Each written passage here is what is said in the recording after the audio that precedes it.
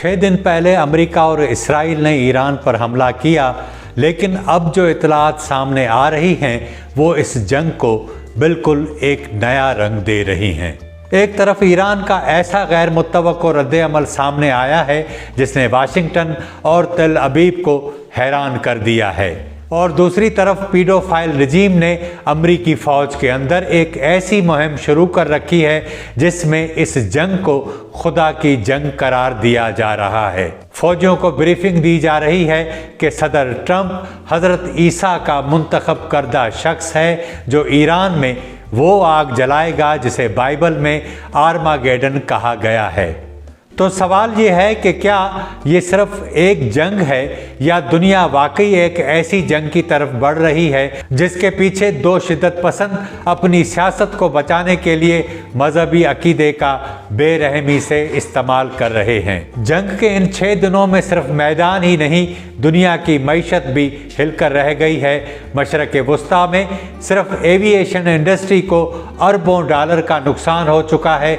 Dubai, Qatar और खलीज के वो ममालिक जो महफूज तरीन समझे जाते थे अब ईरान के दर्जनों हमलों के बाद गैर महफूज हो चुके हैं।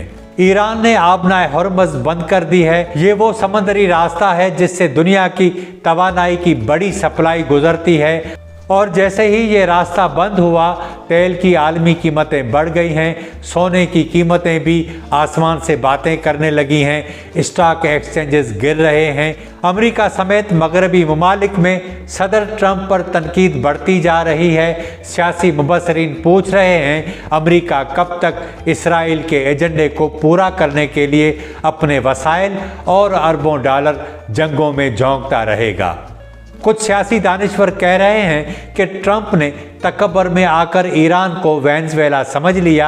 उसने समझा कि एक बड़ा हमला करके अपने सबसे बड़े मुखालिफ आयतुल्लाह खामनाई समेत ईरानी क़यादत को ख़त्म कर दिया जाएगा और फिर ईरान में रजीम चेंज करना आसान हो जाएगा। लेकिन सूरत हाल इतनी आसान साबित नहीं हो रही। पूरा मगरबी मीडिया जंगी बयानियाँ बनाने में मसरूफ़ है। BBC, CNN, फॉक्स न्यूज़ और दीगर इसराइल और अमेरिका की प्रेस रिलीज़ पर चीख रहे हैं। ईरानी क़यादत को करप्ट साबित करने की मुहिम चलाई जा रही है। 4 मार्च को बरतानवी अखबार द गार्डियन में अमेरिका के साबिक वज़ीर मेहनत और यूनिवर्सिटी ऑफ कैलिफोर्निया के प्रोफेसर रॉबर्ट रायख ने लिखा कि उन्होंने 3 मुख्तलिफ माहिरीन के ग्रुप से बात की। उन सब की राय का खुलासा ये था कि ईरान के साथ जंग शुरू करने से पहले अमरीकी सदर ने अपना हाउस इन ऑर्डर नहीं किया। रॉबर्ट रायख के मुताबिक ईरान के रद्द-ए-अमल ने वाशिंगटन को हैरान कर दिया है। इसलिए एक इम्कान ये भी ज़ेर बहस है कि ट्रंप जल्द ये ऐलान कर सकता है कि आयतुल्लाह खामनाई के कत्ल के बाद अमेरिका ने अपना मकसद हासिल कर लिया है और इस तरह हमले को कामयाब करार देकर ईरान के साथ मुज़ाकरात की मेज़ पर आ जाए। इसकी एक वजह यह भी है कि अगर जंग लंबी हुई तो अमेरिकी फ़ौजियों की हलाकतें बढ़ सकती हैं, तेल की कीमतें मज़ीद ऊपर जा सकती हैं और अमेरिका के अंदर अवामी एहतजाज शिद्दत अख्तियार कर सकता है। लेकिन फ़िलहाल ईरान अमेरिका से मुज़ाकरात के लिए तैयार नज़र नहीं आता। आयतुल्लाह खामनाई की तदफीन के हवाले से तारीख सामने नहीं आई। ईरान तदफीन से पहले इसराइल के अंदर कोई बड़ा हदफ हासिल करना चाहता है।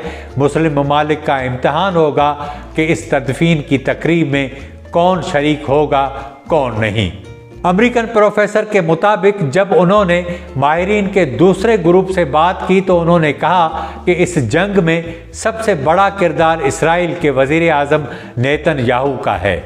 इतना बड़ा कि जितना अमरीकी मीडिया भी नहीं बता रहा। नेतन्याहू ईरान के बैलिस्टिक मिसाइल प्रोग्राम समेत उसकी अस्करी सलाहियत को मुकम्मल तौर पर तबाह करना चाहता है और उसका मतलब ये है कि ये जंग महीनों तक चल सकती है।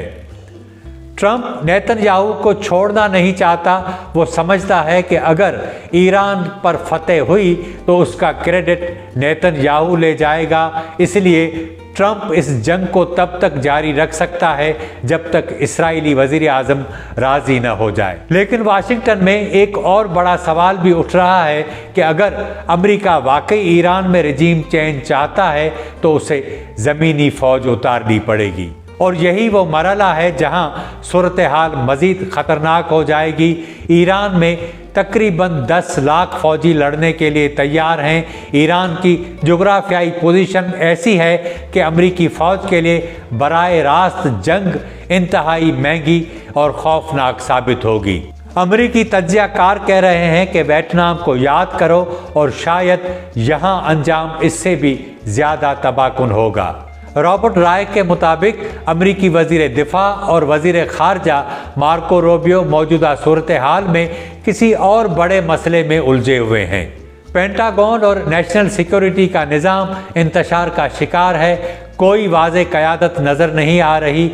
ٹرمپ سمجھتا ہے کہ وہ سب سے زیادہ ذہین ہے اور کسی نہ کسی طرح اس بحران سے نکل جائے گا۔ ماہرین کے مطابق ٹرمپ کو فوجی اقدامات کے بارے میں متضاد مشورے مل رہے ہیں، اس لیے فیصلے بھی متضاد اور غیر مستقل ہو رہے ہیں۔ پینٹاگون کی اعلیٰ قیادت صورتحال سے باخبر ہے، انہیں ایران کے بارے میں براہ راست معلومات مل رہی ہیں، لیکن امریکہ کے پاس اس جنگ سے نکلنے کی کوئی واضح حکمت عملی موجود نہیں۔ رابرٹ رائے کے مطابق مجھے بار بار بتایا گیا کہ یہ ایک ایسی جنگ ہے جس کے پاس نہ کوئی منصوبہ ہے، نہ واضح حکمت عملی، اور نہ ہی یہ سمجھ کہ یہ کہاں جا کر ختم ہوگی۔ لیکن اسی دوران ایک اور حیران کن انکشاف سامنے آیا ہے، اور یہ انکشاف اس جنگ کو ایک اور خطرناک رخ دیتا ہے۔ برطانوی اخبار دی گارڈین میں صحافی سارا براؤن نے رپورٹ کیا ہے کہ امریکی فوج کے اندر ایک عجیب مہم شروع ہو چکی ہے۔ اس مہم کے مطابق ایران کے خلاف یہ جنگ صرف ایک جغرافیائی جنگ نہیں بلکہ آخری زمانے کی جنگ ہے۔ ملٹری ریلیجیس فریڈم فاؤنڈیشن کے مطابق امریکی فوج کے اندر سے 200 سے زیادہ شکایات موصول ہو چکی ہیں۔ یہ شکایات میرینز، ایئر فورس اور اسپیس فورس کے اہلکاروں کی طرف سے آئی ہیں۔ ایک نان کمیشن افسر نے شکایت میں بتایا کہ اس کے کمانڈر نے ان کو بریف کیا ہے کہ ہمیں اپنے دیگر فوجیوں کو بتانا چاہیے کہ یہ سب کچھ خدا کے الہی منصوبے کا حصہ ہے۔ اس افسر کے مطابق کمانڈر نے بائبل کا حوالہ دیتے ہوئے کہا کہ حضرت عیسیٰ کی واپسی قریب ہے اور اس جنگ کا تعلق اسی پیش گوئی سے ہے۔ شکایت کے مطابق کمانڈر نے کہا کہ صدر ٹرمپ کو حضرت عیسیٰ نے منتخب کیا ہے تاکہ ایران میں وہ آگ لگائے جو آرماگیڈن کا آغاز کرے۔ آرماگیڈن وہ آخری جنگ عظیم ہے جس کے بعد دنیا میں قیامت جیسے واقعات ہوں گے اور حضرت مسیح دوبارہ زمین پر آئیں گے۔ یہ شکایت 15 فوجیوں نے دائر کی، جن میں 11 عیسائی، ایک مسلمان اور ایک یہودی بھی شامل ہے۔ ملٹری ریلیجیس فریڈم فاؤنڈیشن کے صدر مائیکی وائن اسٹین نے، جو امریکی فضائیہ کے سابق افسر بھی ہیں، کہتے ہیں کہ عیسائی قوم پرست امریکی حکومت اور خاص طور پر امریکی فوج میں تیزی سے اثر انداز ہو رہے ہیں۔